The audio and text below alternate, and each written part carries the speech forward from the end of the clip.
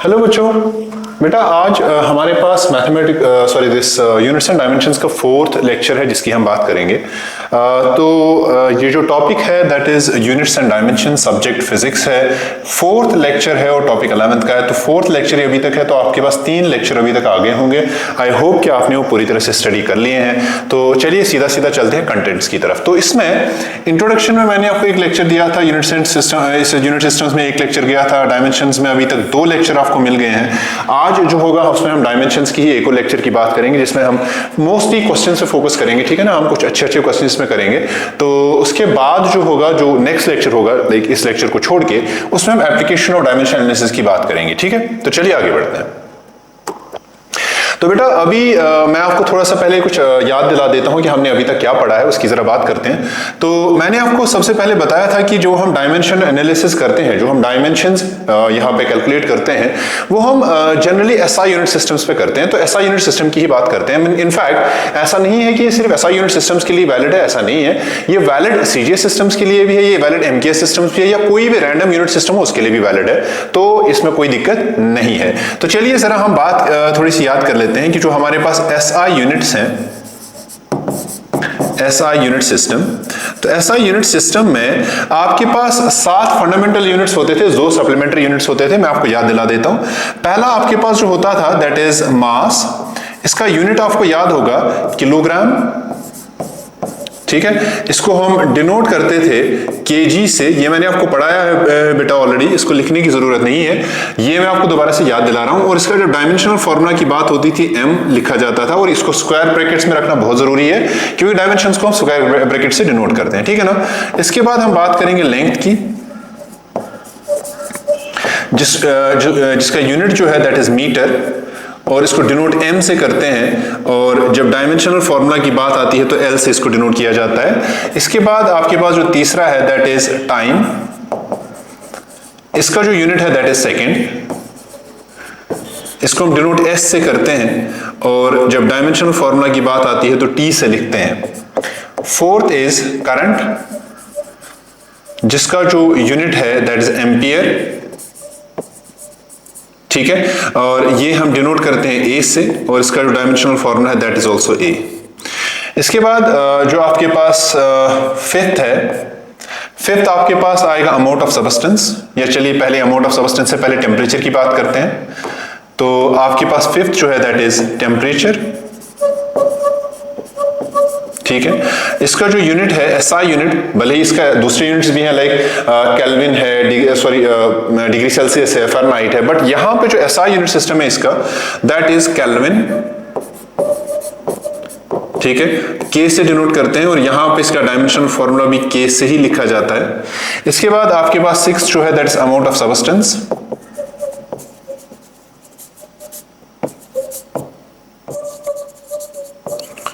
Amount of substance, इसका जो unit होता था बेटा मोल होता था, मैंने आपको शायद बताया भी था।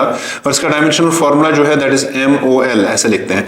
मैंने आपको बताया था कि जो अमाउंट ऑफ सबस्टेंस मोल है, 1 मोल जो है वो नंबर ऑफ एटम्स होता है 1/12 of A carbon C12 atom, ठीक है ना। कार्बन के कई सारे आइसोटोप्स है, लाइक कार्बन C12 है, 13 है, 14 है, जिसमें से C14 आई थिंक रेडियोएक्टिव होता है। तो आपके पास जो कार्बन C12 है उसका 1 ग्राम लीजिए, उसका 1 ग्राम को 12 हिस्सों में डिवाइड कीजिए, उसमें से जो एक हिस्सा बचेगा, यानी कि 1/12 ऑफ ए ग्राम, उसमें आपके पास जितने एटम्स होंगे उसी को 1 मोल कहा जाता है, ठीक है। अच्छा, इसके बाद आपके पास आता है ल्यूमिनस इंटेंसिटी। ल्यूमिनस इंटेंसिटी, इसका जो यूनिट है दैट इज कैंडेला, और डायमेंशनल फॉर्मूला की बात करें तो CD, ठीक है। अब ये चीजें ही हम आगे हर बार यूज करने वाले हैं, अभी तक भी आपको पता है हमने यही चीजें यूज की हैं। तो सबसे पहले मैं आपको दोबारा से एक और चीज जो है वो मैं याद दिला दूं आपको। मैंने आपको बताया था कुछ चीजें कुछ डायमेंशनल फॉर्मूलाज याद रखने के लिए। मैंने आपको सबसे पहले बताया था कि जो आपके पास एरिया है, इसका जो डायमेंशनल फॉर्मूला है दैट इज L2, ठीक है। इसी तरह से जो मेरे पास वॉल्यूम है, वॉल्यूम का डायमेंशनल फॉर्मूला जो है दैट इज L3। इसी तरह से एक्सेलरेशन का डायमेंशनल फॉर्मूला मैंने आपको याद रखने को बोला था, और वो आपके पास था LT-2। वेलोसिटी का भी शायद मैंने याद रखने को बोला था, दैट इज LT माइनस 1, और मैंने आपको बताया था फोर्स का याद रखने के लिए, दैट इज MLT माइनस 2। अगर याद नहीं है तो कोई दिक्कत नहीं, आप यहां से देख सकते हैं कि हमारे पास जो फोर्स है that is mass into acceleration, तो मास आपके पास m होगा और एक्सेलरेशन का LT माइनस 2 वही यहां पे लिखा हुआ है। अब हम जिस क्वेश्चन की यहां पे बात करने वाले हैं that is dimensions of impulse. बेटा यहाँ पे जरा इसको एनालाइज करेंगे हम कि आपके पास जो इंपल्स है ये असल में दो चीजों से बनता है, वन इज फोर्स, ठीक, and the second is time, ठीक। इंपल्स, ये जो मैंने यहाँ पे फॉर्मूलाज लिखी हैं, ये फॉर्मूलाज आगे जाके जब हम आगे हम फिजिक्स में प्रोसीड करेंगे तब हम ये फॉर्मूला सारी की सारी वहां पर स्टडी करेंगे और आपको पता चलेगा कि ये फॉर्मूलाज कहाँ से आती हैं, किस तरह से यूज होती हैं, वो सारी की सारी चीजें। यहाँ पे मैंने ये फॉर्मूलाज इसलिए लिखी हैं क्योंकि अभी तक आपने इसमें ये फॉर्मूलाज पढ़ी नहीं है, तो आपको कंफ्यूजन ना हो इसलिए मैंने ये ऑलरेडी इसमें फॉर्मूलाज लिख रखी है ताकि हम आपको सिर्फ डायमेंशनल फॉर्मूला निकालना सिखाएं। तो इंपल्स जो है, जिसको कभी कभी डिनोट आई से किया जाता है ऐसे, ठीक है, तो ये इंपल्स जो है that is force into time. अगर आप देखेंगे यहां पे एक तो फोर्स का डायमेंशन है और टाइम का डायमेंशन है, तो क्या मैं लिखूं जो इंपल्स का डायमेंशन है, इंपल्स का जो डायमेंशन है that will be dimension of force multiplied by dimension of time, यानी कि डायमेंशन ऑफ फोर्स जो है दैट इज MLT माइनस 2 और डायमेंशन ऑफ टाइम जो है दैट इज T। तो इसका मतलब जो डायमेंशन ऑफ इंपल्स है, तो डायमेंशन ऑफ इंपल्स जो आपके पास है दैट इज M, देखो L एक ही है, T माइनस 2 T1, तो MLT माइनस 1, तो ये आ गया आपके पास डायमेंशन ऑफ इंपल्स। तो ये तो आपको समझ में आ गया होगा, इसमें कोई दिक्कत है ही नहीं। चलो जरा मोमेंटम का डायमेंशन करो, देखते हैं। मोमेंटम का डायमेंशन जो है वो आपके पास है P will be equal to dimension of mass into dimension of velocity. सही बेटा, यहां पे ये जो m है ये मास है किसी भी बॉडी का, और v जो है दैट इज वेलोसिटी, ठीक है, ऑफ दैट बॉडी, ठीक है ना। तो आपके पास जो मोमेंटम है, मोमेंटम का डायमेंशन लिखा जाएगा, देखो मास इनटू वेलोसिटी है ना, तो मास का डायमेंशन लिखा जाएगा m और वेलोसिटी का डायमेंशन हम जानते हैं ये LT माइनस 1 है। तो इसका मतलब जो मोमेंटम है इसका डायमेंशन में लिखूंगा क्या, MLT माइनस 1। बेटा यहां पे आपको एक बहुत ही इंटरेस्टिंग चीज एक और बार नजर आ रही होगी शायद, अगर आप सही से देखें तो वो ये है कि इंपल्स का डायमेंशन और मोमेंटम का डायमेंशन सेम है, ठीक। मतलब यहां पे डायमेंशन ऑफ इंपल्स जो है that is equal to dimension of momentum. Sir इसका क्या मतलब है? इसका मतलब ये है कि ये जो मोमेंटम है और इंपल्स है ये इक्विवेलेंट क्वांटिटीज है। इक्विवेलेंट क्वांटिटीज का क्या मतलब कि फिजिक्स में कहीं ना कहीं कोई रिलेशन ऐसा होगा जहां पे हम मोमेंटम को इंपल्स के साथ इक्वेट कर सकते हैं। जैसे चेंज इन मोमेंटम जो होता है वो इंपल्स के बराबर होता है। आपने 9th में पढ़ा होगा कि चेंज इन मोमेंटम जो है वो इंपल्स के बराबर होता है, ठीक। तो अगर चेंज इन मोमेंटम इंपल्स के बराबर है तो इनका डायमेंशन भी सेम होना चाहिए, जो कि आप यहां पे देख सकते हैं। बात आपको समझ में आ रही है, ठीक। एक बार ये वीडियो को पॉज करके इसको लिखो, मैं आगे बढ़ता हूं। आगे बढ़ते हैं। अब हमारे पास है डायमेंशन ऑफ स्ट्रेस और दूसरा जो है वो डायमेंशन ऑफ स्ट्रेन। वैसे ये तो सिंपल है क्योंकि change in dimension original dimension same ही है, तो इसका डायमेंशन तो कुछ आएगा नहीं, यूनिट भी कुछ नहीं आएगा। यहां पे देखते हैं बेटा, अगर आप देखो तो आपके पास जो डायमेंशन ऑफ स्ट्रेस है वो बराबर है dimension of force divided by area. सही, तो क्या मैं ये कहूं कि ये आपके पास डायमेंशन ऑफ फोर्स है? अगर कोई ये ट्राई करना चाहता है तो वीडियो को एक बार पॉज कर सकता है और इसको ट्राई कर सकता है, फिर देख सकता है कि आंसर सही है या गलत। तो डायमेंशन ऑफ स्ट्रेस जो है वो बराबर है, देखो फोर्स का डायमेंशन अभी मैंने आपको बताया था that is MLT minus 2 divided by area का डायमेंशन जो है दैट इज L2। ये देखो ये नीचे प्लस में है, ऊपर जाएगा तो माइनस में बनेगा, मतलब MLT माइनस 2 और यहां पे L माइनस 2। सही, अब देखो जब बेसिस और सेम पावर्स आर एडेड तो मतलब आपके पास जो स्ट्रेस का डायमेंशन है that is ML minus 1 T -2। तो ये आपके पास आया किसका डायमेंशन? सिट्रस का। स्क्वायर ब्रैकेट्स में रखेंगे क्योंकि ये डायमेंशंस है। अच्छा, जरा एक और चीज पे इसी में यहां पे मैंने आपको वैसे दिखाया हुआ है, प्रेशर का डायमेंशन क्या होगा। देखो बेटा, प्रेशर जो है that's also force per unit area, सही। तो मतलब प्रेशर का जो डायमेंशन आएगा वो भी आपके पास सीधा सीधा क्या आएगा? ml-1 t-2। तो यहां पे भी आप देख सकते हैं कि प्रेशर और सिट्रस का डायमेंशन जो है वो सेम है। देखो, क्योंकि ये भी फोर्स पर यूनिट एरिया, ये भी फोर्स पर यूनिट एरिया, तो मतलब प्रेशर और सिट्रस का डायमेंशन सेम है। इंपल्स, ये आपको याद नहीं रखना बेटा, जब आप ये डायमेंशन प्रैक्टिस करोगे तो ये खुद ब खुद समझ में आने लगेगा। इंपल्स, प्रेशर और सिट्रस का डायमेंशन सेम है, इंपल्स और मोमेंटम का डायमेंशन सेम है। इसी तरह से एनर्जी और वर्क का डायमेंशन आपको सेम आया था जब हमने लास्ट टाइम इसको डिराइव किया था। चलिए जरा सिट्रस देखते हैं। सिट्रस अगर हम देखें, सिट्रस यहां पे लिखा गया है original change in dimension. Citrus जो यहां पे लिखा गया है that is change in any dimension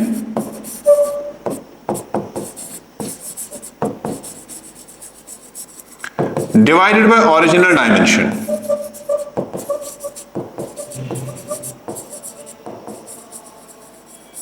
ठीक, चेंज इन डायमेंशन का मतलब, सॉरी ये सिट्रस नहीं है, दिस इज स्ट्रेन। ठीक है, this is not citrus, this here is strain. ठीक, तो आपके पास जो स्ट्रेन होगा, देखो या तो यहां पे लिखा गया है चेंज इन डायमेंशन, तो मैं लिखूंगा change in length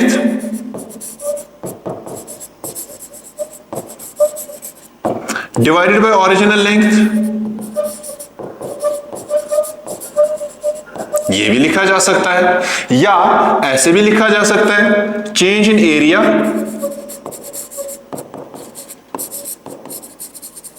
divided by original area.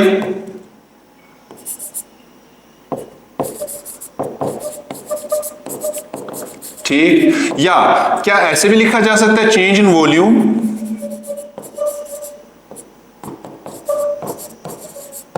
Divided by original volume.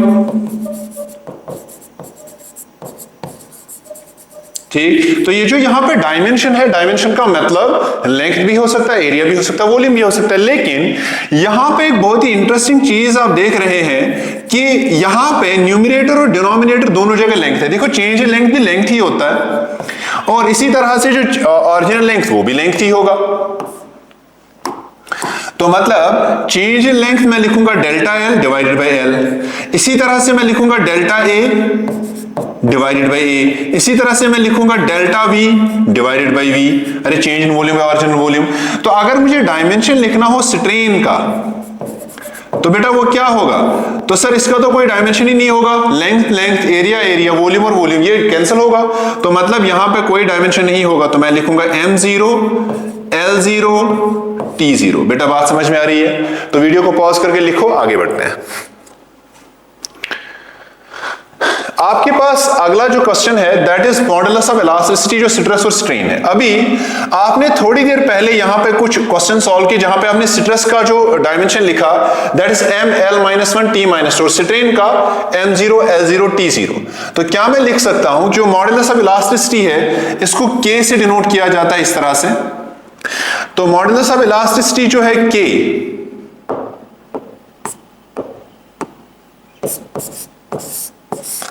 that will be dimensions of modulus of elasticity will be equal to dimension of stress divided by dimension of strain। क्या बेटा सही चीज है?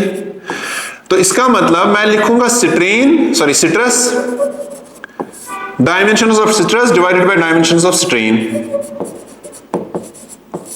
अच्छा, अगर यहां पे k हम देखेंगे मॉडुलस ऑफ इलास्टिसिटी, ये बराबर होगा, अच्छा सिट्रस का डायमेंशन अभी हमने देखा था, वैसे सिट्रस याद अब दोबारा से देखने की जरूरत नहीं पड़नी चाहिए। सिट्रस जो है that is force per unit area, force is mlt-2 divided by a ऊपर जाएगा तो आएगा ml-1 t-2। बात आपको समझ में आ रही है?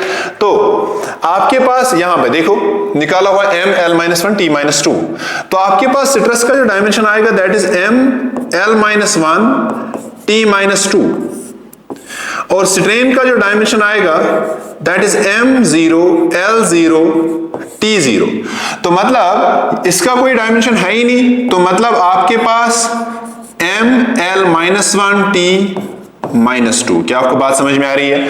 तो मतलब मॉडुलस ऑफ इलास्टिसिटी का जो डायमेंशन है that is dimension of m l-1 t-2।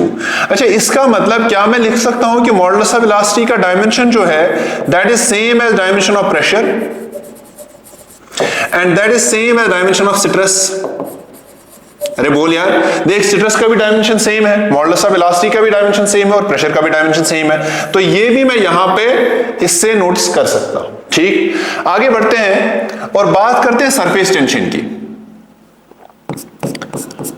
Surface tension के बारे में थोड़ा सा आपको बता दूं पहले। अगर आप कभी किसी नदी नाले के पास गए हैं तो आपने देखा होगा कि वहां पे कुछ छोटे से कीड़े होते हैं, वो सरफेस उस नदी की सरफेस के ऊपर होते हैं और वो डूबते नहीं है।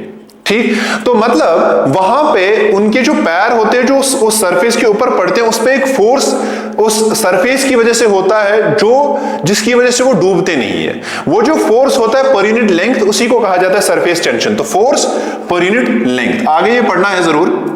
तो आपके पास सरफेस टेंशन का जो आपके पास डायमेंशन है सरफेस टेंशन, तो सरफेस टेंशन का डायमेंशन सेम होगा किसके? Force divided by length. ठीक, तो मतलब आपके पास सरफेस टेंशन जो है, सरफेस टेंशन जो है that is dimension of force, that is dimension of force divided by dimension of length. तो मतलब डायमेंशन ऑफ सरफेस टेंशन जो है वो होगा ml-t-2 डिवाइडेड बाय l।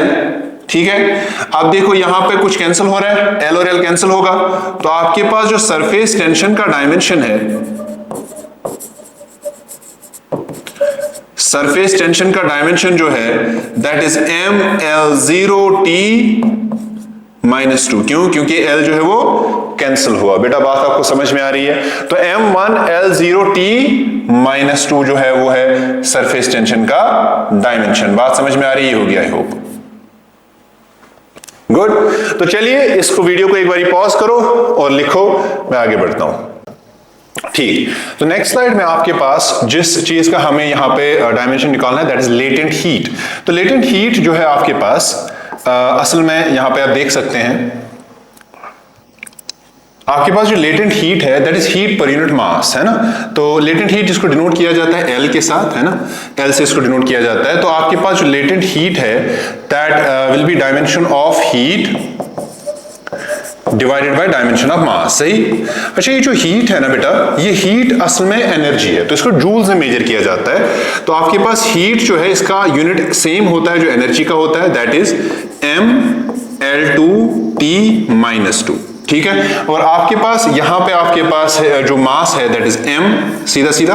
तो आपके पास जो लेटेंट हीट का डायमेंशन है दैट विल बी, देखो m का डायमेंशन कैंसिल होगा, so that will B L2t-2। बात समझ में आ रही है? ठीक, आगे चलते हैं। वैसे चार्ज का डायमेंशन मैंने आपको दिखा रखा है, तो हम फिर भी आपको दोबारा दिखा सकते हैं कि Q जो है that is I into T। तो इसका मतलब जो डायमेंशन ऑफ चार्ज होगा that will be dimension of current multiplied by dimension of time. So that will be dimension of charge जो होगा that will be dimension of current, देखो बेटा A है, और डायमेंशन ऑफ टाइम जो है that is T। So that means dimension of charge जो आपके पास है that is A into T। तो ये आपके पास आ गया डायमेंशन ऑफ चार्ज और ये आ गया डायमेंशन ऑफ लेटेंट हीट। तो एक बार इस वीडियो को जरा पॉज करो और इसको लिखो। ठीक है, तो चलिए जरा आगे बढ़ते हैं। तो आपके पास अगला जो है दैट इज इलेक्ट्रिक पोटेंशियल। तो इसका मतलब सीधा सीधा यहाँ पे आप जो इलेक्ट्रिक पोटेंशियल इसको V से डिनोट किया जाता है। तो इलेक्ट्रिक पोटेंशियल जो है that will be dimension of work divided by dimension of charge, ठीक है जी।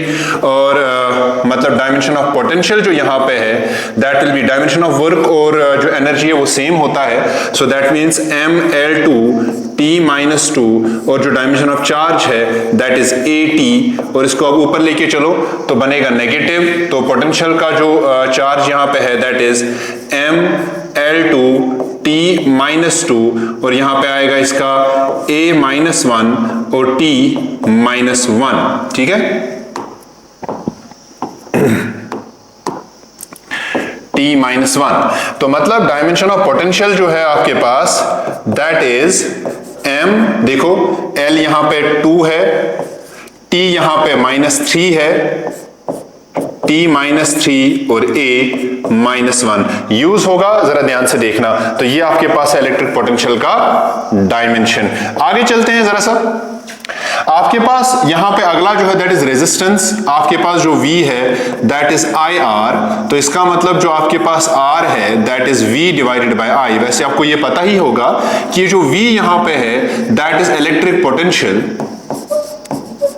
ठीक है ना, और ये जो I है ये करंट है, ठीक। तो अगर मैं यहां पे देखूं तो आपके पास जो रेजिस्टेंस का पोटेंशियल होगा that will B potential of that will B dimensions of electric potential divided by dimension of current. अच्छा, डायमेंशन ऑफ इलेक्ट्रिक पोटेंशियल क्या हम जानते हैं, पिछले वाले क्वेश्चन में करा है, देखो जरा सा P, देखो यहां पे mL2 T-3 A-1, सो मतलब mL2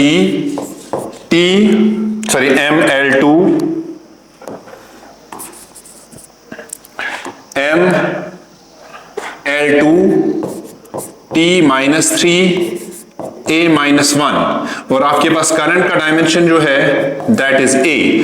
तो मतलब आपके पास जो रेजिस्टेंस का डायमेंशन है दैट विल बी, देखो ये ऊपर चलेगा तो बनेगा आपके पास mL2 T-3 A-2, तो ये आ गया आपके पास किसका डायमेंशन, रेजिस्टेंस का। एक बार वीडियो को पॉज करो और लिखो, आगे बढ़ते हैं। चलिए अगला जो आपके पास है दैट इज कैपेसिटेंस। कैपेसिटेंस जो है ये असल में चार्ज डिवाइडेड बाय पोटेंशियल लिखा जाता है। So capacitance C is equal to charge, जिसको हम Q से डिनोट करते हैं, V जिसको हम पोटेंशियल के लिए लिखते हैं। तो आपके पास जो कैपेसिटेंस है C that will B dimensions of capacitance will be dimensions of charge divided by potential. तो मतलब dimension of charge divided by dimension of potential. तो मतलब आपके पास जो कैपेसिटेंस का डायमेंशन होगा दैट विल बी, चार्ज का डायमेंशन हम जानते हैं क्या है AT, और पोटेंशियल का डायमेंशन अभी देखा था mL2 T-3 A-1। देखो ये मैंने पिछले वाले क्वेश्चन से लिया है, देखो कहां पे mL2 T-3 A-1, तो mL2 T-3 A-1, ठीक है ना। तो आपके पास डायमेंशन ऑफ कैपेसिटेंस जो है वो आपके पास आएगा, देखो ये M ऊपर जाएगा तो नेगेटिव बनेगा, तो M-1, ये L जो है ये 2 है, यहां ऊपर जाएगा तो -2 बनेगा, तो L-2, ये T यहां पे -3 है, ऊपर जाएगा +3 बनेगा, तो ये आपके पास +3, और ऊपर जाएगा तो ये बनेगा +4, तो T⁴। अच्छा यहां पे देखो A, जो यहां पे A ऊपर जाएगा तो ये बनेगा A2, तो ये आपके पास है डायमेंशन ऑफ कैपेसिटेंस। फिर से देखो डायमेंशन ऑफ चार्ज जो है दैट इज AT, और डायमेंशन ऑफ पोटेंशियल है mL2 T-3 A-1। M नीचे ऊपर जाएगा माइनस बनेगा, L नीचे है, L2 नीचे है ऊपर जाएगा L-2 बनेगा, T-3 नीचे है ऊपर जाएगा तो T+3 बनेगा, और base sir same power sir added तो T4 बनेगा, और A-1 नीचे है ऊपर जाएगा तो प्लस बनेगा, A प्लस यहां पे 1 प्लस यहां पे 1 तो A2 आ गया। यहां पे ये वाला जो है, ये वाला यहां पे एक मिसप्रिंट है, यहां पे आपके पास ये जो है ये इलेक्ट्रिक पोटेंशियल नहीं है, दिस इज एक्चुअली इंडक्टेंस। वैसे ऊपर तो लिखा है, नीचे यहां पे थोड़ी सी इसमें मिस्टेक हुई है, तो ये आपके पास है इंडक्टेंस, ठीक। तो इंडक्टेंस को भी L से डिनोट किया जाता है, तो आपके पास जो इंडक्टेंस है L that will B dimensions of potential यानी कि V divided by dimensions of current per unit time, या यूं कहिए यहां पे आपके पास ये जो इंडक्टेंस है, क्या इसको मैं इस तरह से लिख सकता हूं कि L जो है दैट इज, देखो इलेक्ट्रिक पोटेंशियल V है और यहां पे एक करंट डिवाइडेड बाय टाइम है, तो इसको मैं लिख सकता हूं V into T divided by I is equal to inductance. तो बेटा इसी इंडक्टेंस का मुझे निकालना है डायमेंशन, तो वो मैं लिखूंगा L इज इक्वल टू, देखो V का डायमेंशन हम जानते हैं, अभी अभी लिखा है ML2 T-3 A-1, तो मैं लिखूंगा ML2 T-3 A-1 और टाइम का डायमेंशन आएगा T और करंट का डायमेंशन आएगा क्या, A। ठीक, तो जरा इसको सॉल्व करके देखो, आपके पास डायमेंशन ऑफ इंडक्टेंस जो आएगा, देखो M एक ही बार है तो 1 आएगा, और इसके बाद देखो L यहां पे है L2, A देखो यहां पे -1, ये ऊपर जाएगा तो -2 बनेगा, लेकिन उससे पहले T-3 और 1 प्लस यहां पे, तो T-2 A-2, तो ये आ गया आपके पास किसका, इंडक्टेंस का। बात समझ में आ रही है? एक बार वीडियो को पॉज करिए, इन दोनों को लिखो, आगे बढ़ते हैं। चलिए अब आपके पास जो अगला है दैट इज मैग्नेटिक फोर्स। तो आपके पास यहां पे जो Fm है, मैं आपको पहले यहां पे बता देता हूं कि ये क्या चीजें हैं।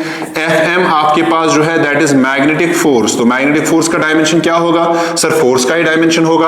अच्छा Q जो है दैट इज चार्ज। अच्छा चार्ज का डायमेंशन क्या होगा बेटा, AT होगा। V जो है that is velocity. Sir velocity का डायमेंशन क्या होगा, तो वेलोसिटी का डायमेंशन होगा LT-1, ठीक है जी।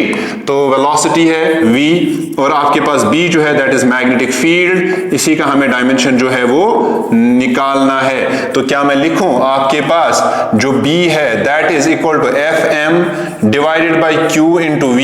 तो मतलब मैग्नेटिक फील्ड का जो डायमेंशन होगा that will be dimension of force, यानी कि magnetic force divided by dimension of Q multiplied by dimension of velocity. तो मुझे बताइए क्या मैग्नेटिक फील्ड का जो डायमेंशन है दैट विल बी, फोर्स का डायमेंशन हम जानते हैं MLT-2, ठीक है जी। चार्ज का डायमेंशन क्या है सर, चार्ज का डायमेंशन तो AT है, और आपके पास V का डायमेंशन क्या है वेलोसिटी का, दैट इज LT-1, ठीक है जी। तो जरा इसको ऊपर लेके चलो, तो क्या मैं लिखूं MLT-2। तो बेटा यहां पे ये जो AT है ऊपर लेके चलेंगे तो बनेगा A-1 T-1, तो बनेगा यहां पे A-1 T-1। देखो इसको ऊपर लेके चलेंगे तो बनेगा L-1 T+1, ठीक है ना। अच्छा +1 नहीं लिखेंगे, T1 लिखेंगे सीधा सीधा, ठीक है। तो आपके पास अब जो मैग्नेटिक फील्ड का डायमेंशन आया कितना आएगा, देखो M एक बार है तो यहां पे 1, और L जो यहां पे एक बार है यहां पे माइनस, तो बना L0, और उसके बाद देखो यहां पे T-2, यहां पे T-1 और यहां पे T1, ये और ये कैंसिल हुआ तो बना T-2, और यहां पे A-1 है तो वो ऐसे लिखेंगे, तो A-1 ऐसे। तो ये हो गया किसका डायमेंशन, मैग्नेटिक फील्ड का। बात समझ में आ रही है? तो चलिए आगे बढ़ते हैं। तो आपके पास दोबारा से देखो ये जो AT है ये ऊपर जाएगा, बनेगा A-1 T-1, LT-1 है ऊपर जाएगा L-1 T+1 बनेगा।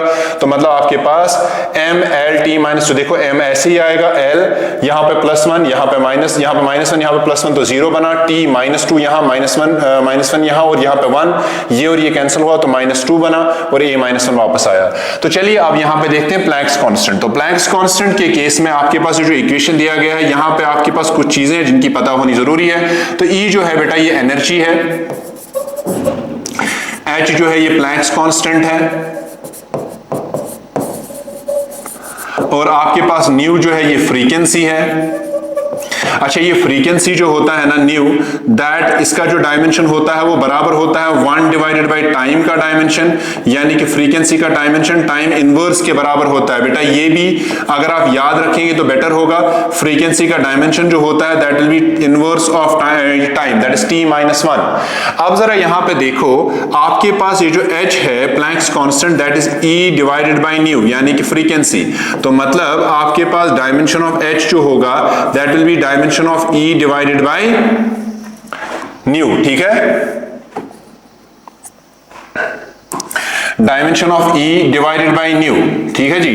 तो मतलब आपके पास प्लैंक्स कांस्टेंट का जो डायमेंशन है h का, that will be dimension of E हम जानते हैं क्या होता है, ml2t-2। सर ये यहाँ पे फ्रीक्वेंसी है ना, तो फ्रीक्वेंसी का डायमेंशन हो गया क्या, t-1। अभी अभी दिखाया यहाँ पे, तो ऊपर लेके चलो इसको, तो आपके पास जो प्लैंक्स कांस्टेंट का डायमेंशन आया दैट इज ml2t-2, और यहाँ पे ऊपर जाएगा तो t+1 बनेगा। तो यहाँ पे प्लस नहीं लिखेंगे, t1 ही ठीक है इतना। तो आपके पास ये जो प्लैंक्स कांस्टेंट है h, इसका जो डायमेंशन आएगा देखो तो ml2 अपनी जगह और t -2 और माइनस यहाँ पे -2 और ये 1, तो आपके पास ये आएगा t-1। तो ये आपके पास हो गया प्लैंक्स कांस्टेंट का डायमेंशन। एक बार वीडियो को पॉज करो, इसे लिखो, आगे बढ़ते हैं। तो चलते हैं नेक्स्ट स्लाइड पे। आपके पास अब जिस चीज का हम डायमेंशन निकालने जा रहे हैं दैट इज इलेक्ट्रिक परमिटिविटी। तो इलेक्ट्रिक परमिटिविटी जो है इसको डिनोट किया जाता है एप्सिलॉन से। अब ये एप्सिलॉन आर कभी कभी लिखा जाता है, एप्सिलॉन नॉट लिखा जाता है। एप्सिलॉन नॉट जो है that is electrical permittivity of free space, epsilon R is electrical permittivity of any medium, लेकिन हम जनरली एप्सिलॉन से इसको डिनोट कर लेते हैं। तो आपके पास यहां पे आप देख सकते हैं, यहां पे आप देख सकते हैं कि जो अगर आपके पास एप्सिलॉन नॉट का आपको डायमेंशन निकालना हो, मैं यहां पे कलर जरा चेंज कर देता हूं इसका। तो आपके पास अगर हमें एप्सिलॉन नॉट का डायमेंशन निकालना हो तो एप्सिलॉन का जो डायमेंशन होगा, एप्सिलॉन का जो आपके पास डायमेंशन होगा that will be equal to dimension of epsilon nought, और वो बराबर होगा, अगर आप यहां पे देखेंगे, पहले जरा यहां पे देखो कि एप्सिलॉन नॉट लिखा किसके बराबर जा सकता है। तो एप्सिलॉन नॉट जो है that will be written as 4 pi, ठीक है, not 4 pi actually 1 divided by 4 pi FE, ठीक है ना, एप्सिलॉन नॉट यहां चला गया, FE यहां आ गया, और Q1 Q2 divided by r square. बेटा यहाँ पे Q1 Q2 जो है दोनों चार्ज है, Fe जो है इलेक्ट्रिक फोर्स है, R जो है डिस्टेंस है। तो आपके पास जो एप्सिलॉन है इसका डायमेंशन सीधा सीधा एप्सिलॉन नॉट के ही बराबर होगा, और चूंकि 1/4 पाई कांस्टेंट होगा तो इसका कोई डायमेंशन नहीं होगा, so that will B 1 divided bye Fe का डायमेंशन, और यहाँ पे Q1 Q2 divided by r square का डायमेंशन, ठीक है ना जी। तो चलो जरा देखते हैं। तो आपके पास एप्सिलॉन का जो डायमेंशन आएगा दैट विल बी, देखो 1/Fe का डायमेंशन तो मैं लिखूंगा सीधा सीधा ये Q1 और Q2। Q1 आपके पास चार्ज है तो आएगा A T, ठीक है, और Q2 भी चार्ज है तो आएगा आपके पास A T, और इसके बाद जो आपके पास Fe है दैट इज इलेक्ट्रिक फोर्स। तो फोर्स का डायमेंशन हम जानते हैं, ये आपके पास आता है ml-2, और यहां पे R जो है दैट इज L2, ठीक है जी। तो जरा देखो वही क्या आएगा आपके पास, तो जो आपके पास इलेक्ट्रिकल परमिटिविटी का डायमेंशन आएगा that will B A2 T2, और यहां पे देखो ये L3 आएगा तो आपके पास ये आएगा M, ऊपर जाएगा -1 आएगा, L3 बनेगा, ऊपर जाएगा तो -3 बनेगा, सो वो आपके पास आएगा L-3, और आपके पास आएगा T-2। अब जरा इनको जरा जोड़ के देखो पूरा, तो आपके पास जो एप्सिलॉन है इलेक्ट्रिकल परमिटिविटी का, इसका डायमेंशन जो आएगा देखो M-1, पहले M का ही लिखेंगे, और उसके बाद L-3, और उसके बाद T-2 यहां +2 यहां, तो T0 और A2। तो ये आ गया आपके पास किसका डायमेंशन, इलेक्ट्रिकल परमिटिविटी का। फिर से देखो AT तो आगे A2 और T2 बेशर से पावर से एडेड, और यहाँ पे ml-t-2 फोर्स का है और इसका L2। तो आपके पास ये जब ऊपर चला गया पूरा, देखो ये L2 और 1 ये 3 बनेगा, तो वो है ml-3t+2, वैसे t+2 आएगा यहाँ पे, ठीक है ना, सो t विल बी +2। तो इसका मतलब जो डायमेंशन यहां पे बनेगा, डायमेंशन यहां पे क्या बनेगा, फिर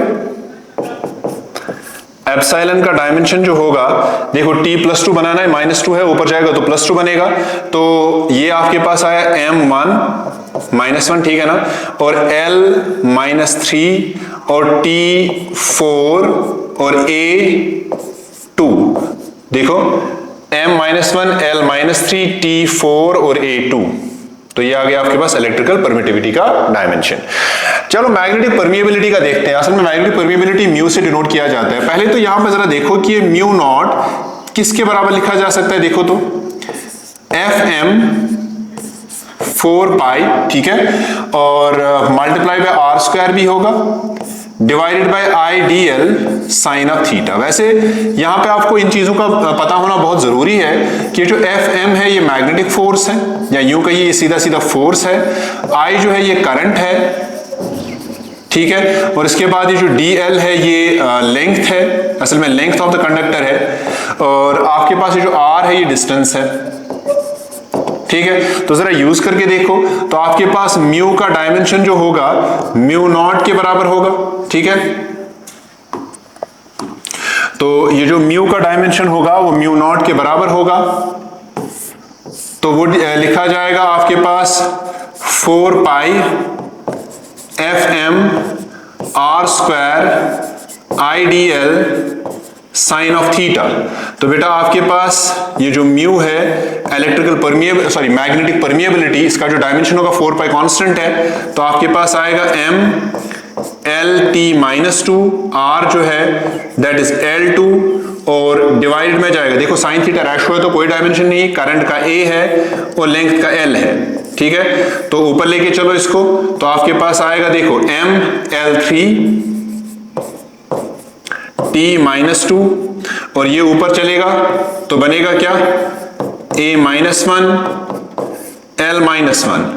तो आपके पास जो म्यू का डायमेंशन है वो आएगा M, और यहां पे आएगा L2, देखो यहां पे 3 था, यहां पे -1 था तो L2, और यहां पे T जो है वो -2 है, और A जो है ये -1 है। तो ये आ गया आपके पास मैग्नेटिक परमिएबिलिटी का डायमेंशन। बहुत ही सिंपल क्वेश्चंस है, बेसिक सी चीजें हैं, तो मुझे लगता है ये समझ में आ गया होगा। वीडियो को पॉज करो, लिखो, अगली स्लाइड की तरफ चलते हैं।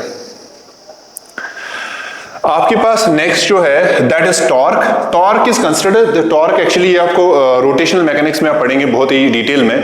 टॉर्क आप सीधा सीधा याद रखेंगे फोर्स इनटू परपेंडिकुलर डिस्टेंस या परपेंडिकुलर फोर्स इनटू डिस्टेंस। तो आपके पास ये जो टॉर्क है, तो टॉर्क का जो डायमेंशन होगा that will be dimension of force multiplied by dimension of distance, ठीक। तो आपके पास जो डायमेंशन ऑफ टॉर्क आएगा that will be equal to force का MLT-2 और डिस्टेंस का L। तो मतलब आपके पास जो टॉर्क का डायमेंशन आएगा वो क्या आएगा जी, ML2T-2। बेटा जरा ध्यान से देखो, क्या टॉर्क का डायमेंशन सेम है वर्क का?